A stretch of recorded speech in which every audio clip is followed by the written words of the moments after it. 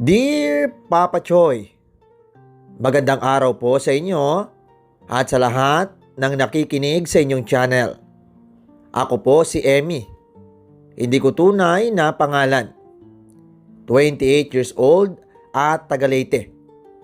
May asawa at 2 anak na po ako. Simple lang ang buhay namin. Pero aminado kong dumaan ako sa isang pagkakamaling gusto ko pong ibahagi. Nung araw na yon, Papa Choy, ay birthday ng bunso kong anak. 1 taon na siya. Kaya kahit kapos kami, ay sinikap naming makapaghanda kahit simple lang. May pansit, spaghetti, konting ulam, at syempre soft drinks. Yung panganay namin na 7 taon ay sobrang saya rin kasi may mga batang bisita. Dumating din yung mga katrabaho ng asawa kong si Oscar. Maingay, masaya at puro tawanan. Nandun din yung ninong namin sa kasal na si Ninong Dino. Foreman nila sa trabaho. Kilala siya bilang mapagbigay at medyo palabiro. Nakaupo lang ako sa gilid, nag-aasikaso at paminsan-minsan ay nakikisali sa usapan. Habang tumatagal ay naglabas na ng inumin yung mga lalaki. Nagiinuman na sila sa may labas ng bahay. Maya-maya ay tinawag ako ni Oscar. "Emmy, dito ka muna. Tagay ka muna kahit isa," sabi niya. Umiling agad ako. "Ayoko, ikaw na lang. May inaasikaso pa ako." Pero pinilit niya ako. "Binsan lang to, birthday ng anak natin. Nandiyan naman sila nanay para magtingin sa mga bata eh. Sige na." Nakikisali na rin si Ninong Dino sa pangungulit. "Oo nga naman, kahit konti lang, pampainit lang." Napangiti na lang ako kahit nahihiya. Dahil na rin siguro sa kulit nila ay napaupo ako saglit at tumagay. 1 baso lang sana. Pero nasundan pa ng isa dahil sa asaran at tawanan. Hindi lang naman kasi ako ang nakikipagtagayan sa kanila. Kasi nandun din naman ang mga misis ng ibang katrabaho ni Oscar. Habang tumatagal ay napapansin ko si Ninong Dino na madalas akong binibiro. Hindi naman bastos, pero parang may ibang dating. Tinitignan niya ako sabay ngiti. Tapos may mga simpleng papuri. Hindi ko masyadong pinansin yun. Iniisip ko na ganun lang talaga siya na palabiro. Pero hindi ko alam na doon pala magsisimula ang mga bagay na hindi ko inaasahan. Bago pa lang nung magjowa kami ni Oscar ay binahay na niya ako. Hanggang sa nabuntis ako at nagkaroon kami ng panganay na anak. Doon na rin nagsimula yung seryosong buhay namin. Nagpakasal kami kalaunan. At si Ninong Dino nga ang isa sa mga naging ninong namin. Siya rin yung tumulong kay Oscar na makapasok sa trabaho nila bilang mason. Akala ko dati, Papa Choy, ay madali lang ang magpamilya. Basta may pagmamahal, okay na. Totoong masaya kasi may mga anak na kami. Pero habang tumatagal, ay narealize ko na sobrang hirap pala kapag kulang ang kita at halos wala kayong maipon. Lumipas ang 2 araw matapos ang birthday ng bunso namin. Bumalik na ulit sa normal ang lahat, Papa Choy. Ako sa bahay at si Oscar sa trabaho. Kahit papano, umaasa ako na sa sahod niya ay makakabawi kami kahit konti sa mga nagastos at utang. Araw ng sahuran kaya excited akong naghintay sa kanya. Kailangan na rin kasi naming magbayad sa pinagkakautangan, pati yung mga pang-araw-araw na gastos namin. Hapon na nang dumating si Oscar. Nakita ko agad sa mukha niya na pagod na naman siya. May dala siyang supot na pasalubong at binili para sa amin. Nilapag niya yon sa mesa tapos ngumiti ng konti. "Oh, ito oh, may pasalubong ako," sabi niya. Ngumiti rin ako kahit papano. Pero ang totoo ay mas inaabangan ko yung sahod niya. "Oh, yung sahod mo?" tanong ko agad. Hindi siya agad sumagot. Umupo muna siya tapos saka naglabas ng pera. Iniabot niya sa akin. Pagbilang ko ay parang bumagsak yung pakiramdam ko. "Ha? Ito lang?" Hindi ko napigilang sabihin. Napakamot siya sa ulo. "May mga binawas kasi ulit. Tsaka may inabunuhan ako sa trabaho." Napapikit ako sandali. Parang gusto ko na namang sumabog. Pero pinigilan ko. Nasa isip ko pa rin yung nangyari nung nakaraan. Ayoko na rin mag-away ulit kami. Lalo na tungkol sa pera. "Paano na to, Oscar?" Mahinahon ko na lang natanong. Hindi siya sumagot agad. Tumingin lang siya sa akin na parang naghahanap din ng sagot. Doon ko na-realize na kahit anong pilit naming mag-asawa ay parang kulang pa rin talaga. Kahit anong tipid at kahit anong kayod ay may kulang pa rin. At doon ay unti-unti na namang bumalik yung bigat sa dibdib ko. Yung pakiramdam na parang hindi sapat lahat ng ginagawa namin. Kinabukasan ay wala na namang pasok si Oscar. Kasi Sunday. Bandang hapon ay nagulat na lang ako nang may kumatok sa labas. Pagbukas ko, si Ninong Dino pala. May dala siyang plastic na may mga ulam at konting pangmeryenda. "Ay, Ninong, kayo po pala." Halatang natuwa na sabi ko. "Nakakainip kasi sa bahay eh. Umalis ang mag-iina ko." "O eto," sagot niya, sabay abot ng dala. Pagtingin ko sa laman ay parang nagliwanag talaga ang mukha ko. May lechon manok, may pansit at may soft drinks pa. Hindi ko na maitago yung saya ko. "Salamat po, Ninong. Tamang-tama. Hindi pa kami kumakain ng mga bata eh. Kinulang po kasi sa budget eh." Sabi ko naman. Gumiti lang siya. "Okay lang yan. Para sa inyo yan ang mga bata." Lumabas si Oscar at agad siyang niyaya ni Ninong Dino na mag-inuman. Hindi na rin tumanggi si Oscar. Maya-maya ay naglatag na sila sa lamas. Ako naman, una busy pa sa loob. Pero paminsan-minsan, lumalabas para mag-abot ng pulutan na dala rin ni Ninong Dino. "Emmy, dito ka muna. Samahan mo kami." Tawag ni Ninong. Nahiya ako sa una, Papa Choy. "Ay, okay lang po. Kayo na lang po." Pero si Oscar na rin yung nagyaya. "Sige na, maupo ka muna. Tayo-tayo lang naman eh." Dahil ayoko namang magmukhang suplada, ay umupo na rin ako sa tabi nila. Sa una ay tikim lang ako ng pulutan. Hanggang sa tinagaya na rin ako. "Oh, konti lang," sabi ni Ninong Dino.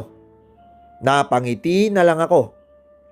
"Sige po, pero shot-shot lang ha," sabi ko. Habang tumatagal ay naging komportable na rin ako. Hindi naman ako nagpapakalasing. Chill lang. Sakto lang para makisama. Ayaw ko rin kasi na malasing. Lalo na't may mga bata pa akong aalagaan. Si Oscar ay tuloy-tuloy ang inom. Kita ko na rin na tinatamaan na siya.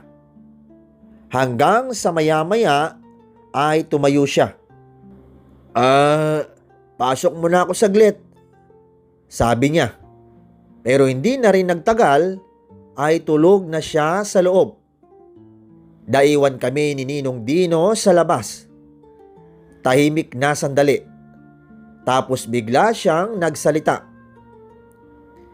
Kumusta naman kayo, Emmy? Napabuntong hininga ko.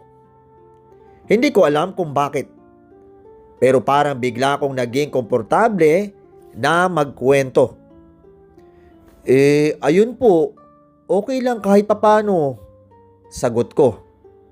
Sigurado ka? Parang ramdam niya na may tinatago ako. Hindi ko na napigilan pa, Papa Choy. Unti-unti kong naikwento yung sitwasyon namin. Yung kulang na sahod, yung utang sa birthday, at yung hirap namin sa araw-araw. Hindi ko na malayan na ang dami ko na palang nasabi. Tahimik lang siyang nakikinig at walang halong panghuhusga. Hanggang sa bigla niyang inabot yung kamay niya, may hawak na pera. Eto, pandagdag ninyo, sabi niya. Nagulat ako. Ay, Ninong, wag na po. Pero pinilit niyang ibigay, Papa Choy. Tanggapin mo na, para sa mga bata. Tinignan ko yung pera. 1,000 rin yon. Malaking bagay na para sa amin. Hindi ko na alam kung paano magpapasalamat. Salamat po, Ninong. Malaking tulong na po to. Bumiti lang siya. Walang anuman. Basta para sa inyo. Hindi na rin siya nagtagal pa, Papa Choy. Nagpaalam na rin agad pagkatapos. Pagalis niya ay napaupo ako sandali. Hawak-hawak ko pa rin yung pera. Hindi ko maipaliwanag yung nararamdaman ko. Halo ng tuwa at ginhawa. Sa totoo lang ay napaisip ako. Kung ganun siguro ang buhay namin. Na kung may sapat na pera at kung hindi kami laging kinakapos, ay siguro mas madali ang lahat. At hindi ko maiwasang isipin na kung foreman din sana si Oscar, ay baka hindi kami ganon kahirap. Simula nung araw na yon, ay mas napadalas na ang pagpunta ni Ninong Dino sa bahay namin. Halos every other day, Papa Choy, ay naroon siya. Minsan hapon, minsan gabi. At hindi siya dumarating nang walang dala. Laging may pasalubong. Minsan ulam, minsan grocery, at minsan kahit simpleng pagkain na alam niyang ikakatuwa naming mag-iina. Sa totoo lang ay sobrang laking tulong nun sa amin. Hindi na ako masyadong nag-alala kung anong ihahain ko sa hapag. Kahit papano ay gumaan yung pakiramdam ko. Hindi na tulad ng dati na halos araw-araw akong nag-iisip kung saan kukuha ng pambili ng pagkain. Pero habang tumatagal ay may napapansin na ako kay Ninong Dino. Iba na yung tingin niya sa akin. Hindi ko ma-explain ng maayos, pero ramdam ko. Yung mga titig na medyo tumatagal at yung mga ngiti na parang may ibang ibig sabihin. Minsan, kapag inaabot niya yung dala niyang pagkain, ay parang sinasadya niyang mahawakan ang kamay ko ng konti. Sa una ay pinapalampas ko lang. Iniisip ko, baka ako lang yung nag-iisip ng ganon. Pero paulit-ulit na nangyayari. Hanggang sa dumating sa point na hindi na ako sigurado kung wala lang ba talaga yun. Pero kahit ganon, ay hindi ko siya iniwasan. Sa hindi ko rin maintindihan na dahilan, ay parang sinasakyan ko na lang yung kilos niya. Siguro dahil sa tulong na binibigay niya. Siya na halos yung bumubuhay sa amin sa araw-araw. Ayoko rin siyang mapahiya o masaktan, lalo na't malaki ang naitutulong niya. Kapag dumarating siya ay todo asikaso na ako. Inaayos ko agad yung bahay, naghahanda ng maayos na kainan at sinisiguro kong okay ang pakikitungo ko sa kanya. Hindi ko na rin pinapakita na may napapansin ako sa mga kilos niya. Minsan, napapansin ko na natutuwa siya kapag ako mismo yung nag-aasikaso sa kanya. Parang hinahanap niya yung atensyon ko. Si Oscar naman ay parang wala lang sa kanya ang lahat. Sa totoo lang ay hindi niya binibigyan ng mali siya yung pagpunta ni Ninong Dino. Para sa kanya ay ninong namin yun. Foreman pa niya sa trabaho.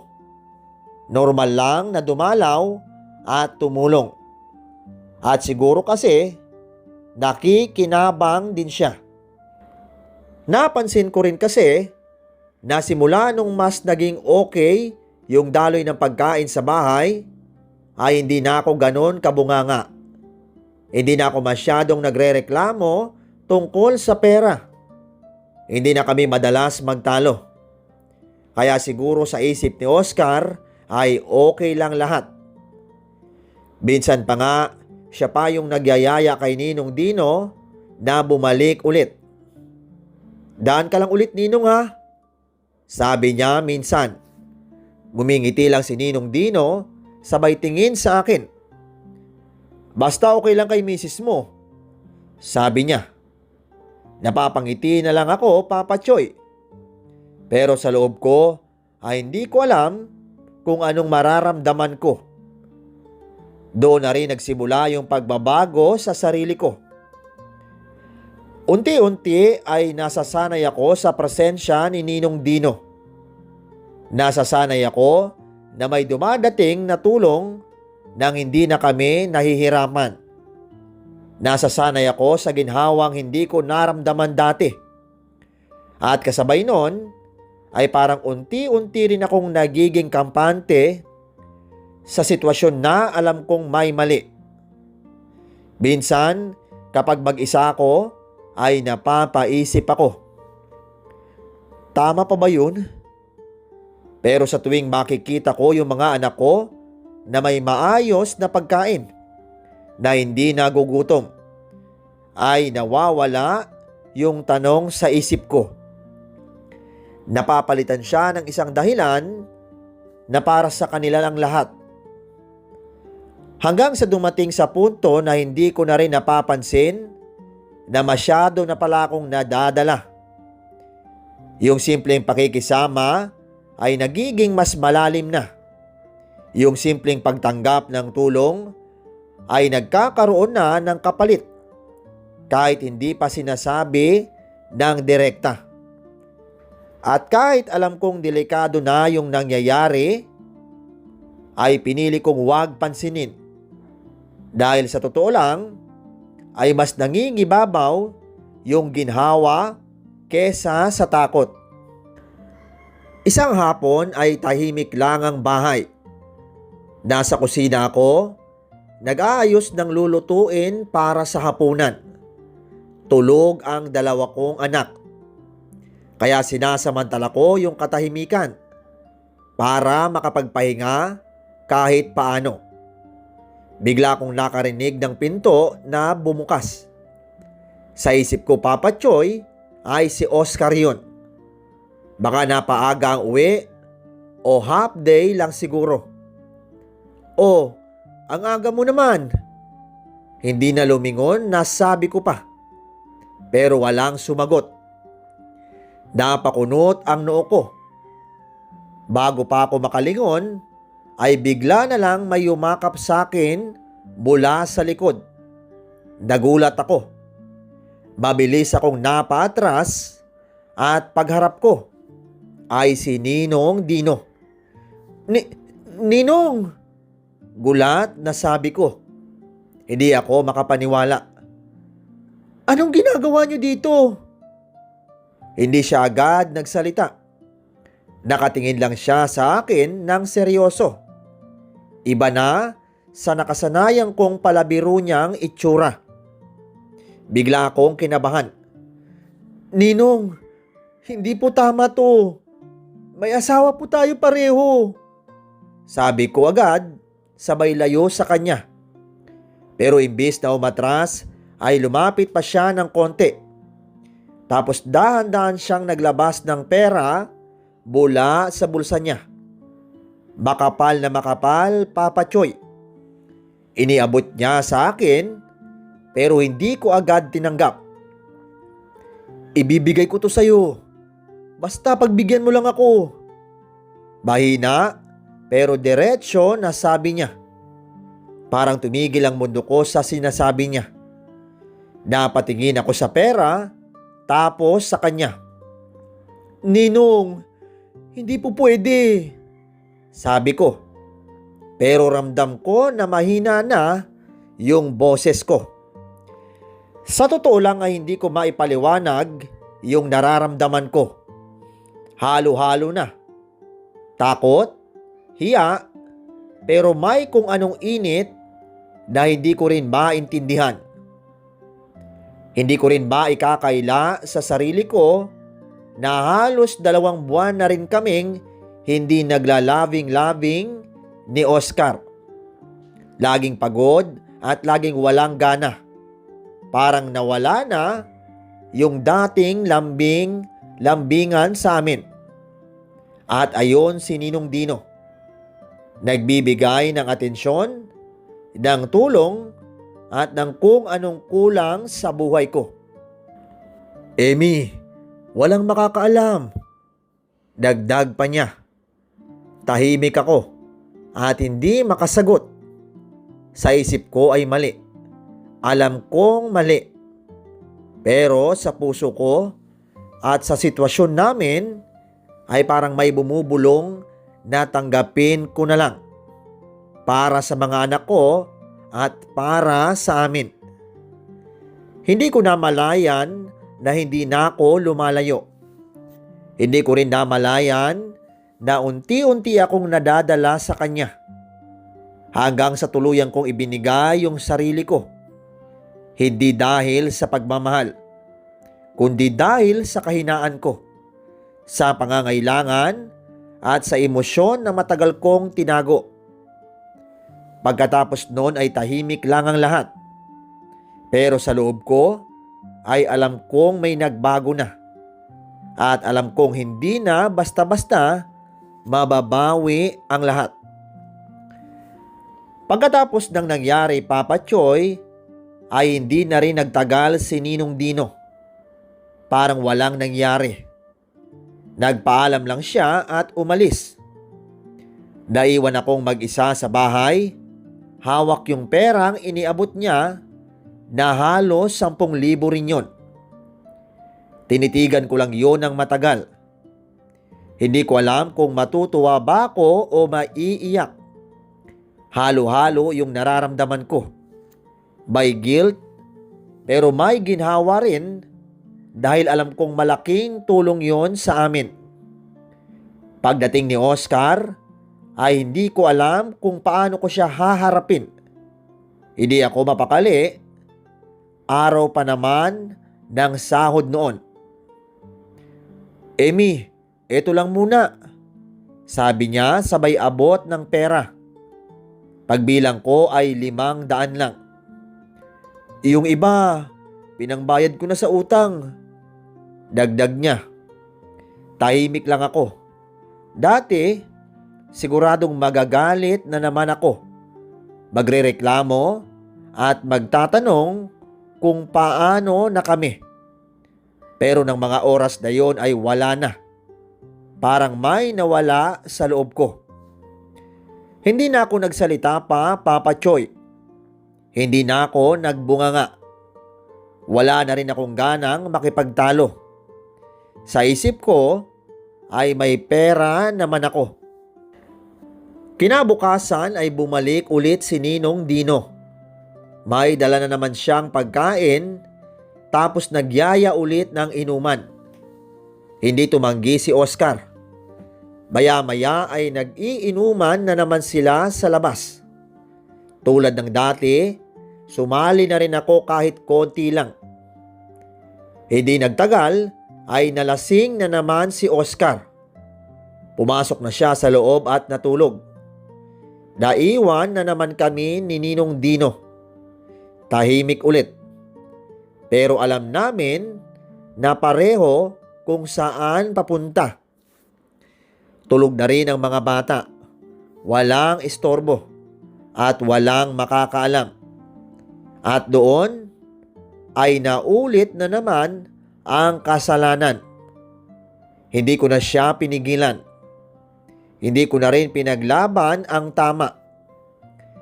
Sa bawat pagkakamali ay may kapalit na ginhawa. Pera, pagkain, at tulong na hindi kayang ibigay ng asawa ko. At habang tumatagal ay mas lalo akong nasasanay. Mas lalo akong nadadala. Hanggang sa hindi ko na namalayan na paulit-ulit ko na palang pinipili ang mali. Kapalit ng buhay na medyo gumagaan. Nasundan pa yon, Papa Choy. Isang araw ay bigla na namang dumating si Ninong Dino. Tulog ang panganay. Akala ko pati yung bunso. Lumapit siya sa akin. Tapos agad akong hinawakan. Hindi na siya nagdalawang isip. Itataas pa lang niya yung suot kong duster nang biglang bumukas ang pinto. Napatigil ako. Yung bunso ko ay nakatayo lang doon. Walang kamuwang-muwang na nakatingin sa amin. Parang binuhusan ako ng malamig na tubig. "Anak?" Nanginginig kong sabi. Hindi ko alam kung may naiintindihan siya. Pero hindi ko maatim na makita niya ako sa ganong sitwasyon. Pero si Ninong Dino ay parang walang pakialam. Hindi siya tumigil. Wala siyang pakialam kung makita man siya ng mga anak ko sa kanyang ginagawa. Basta sa kanya, masunod lang ang kanyang nais. Doon na ako natauhan. Parang may pumitik sa akin. Tinulak ko siya, hindi malakas, pero sapat para makalayo ako. Mabilis kong nilapitan yung anak ko. Binuhat ko siya at niyakap. Tahimik lang siya, pero ako ay parang gumuho na. Napabuntong hininga si Ninong Dino. Nakita ko sa mukha niya na napahiya siya. Wala siyang sinabi. Basta dire-diretso siyang lumabas ng bahay. Pagkaalis niya ay doon na ako tuluyang bumigay. Napaupo ako habang yakap-yakap ko yung anak ko. Hindi ko na napigilan. Iyak ako ng iyak. Doon ko na-realize lahat na mali talaga, na hindi ko dapat ginagawa yon. Oo, hirap kami. Oo, kulang ang asawa ko. Pero ginagawa naman niya lahat para sa amin. Hindi man sapat pero totoo. At ako yung nagkulang at ako yung sumira. Nandidiri ako sa sarili ko. Parang gusto kong masuka sa bigat ng kasalanan ko.